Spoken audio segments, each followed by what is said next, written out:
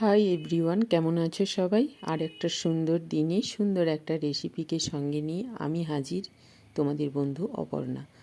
তো চলো, রুই মাছ নিয়েছি কাটা ছাড়ানো, সেদ্ধ করা আলু, কাঁচা লঙ্কা কুচি, পেঁয়াজ কুচি, পরিমাণ মতো লবণ, সামান্য হলুদ গুঁড়ো, গরম মশলার গুঁড়ো আর আদা রসুন পেস্ট, আর চালের গুঁড়ো, আর তার অর্ধেক নিয়েছি বেসন। সব কটা উপকরণ ভালোভাবে মেখে নিলাম।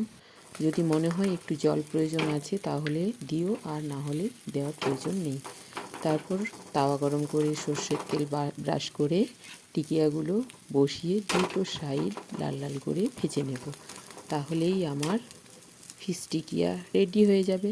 ভিডিও দেখে চুপ করে হাত গুটিয়ে না বসে থেকে ভিডিওটা দেখে বানিয়ে রেসিপিটা অবশ্যই একবার হলেও ট্রাই করে দেখো।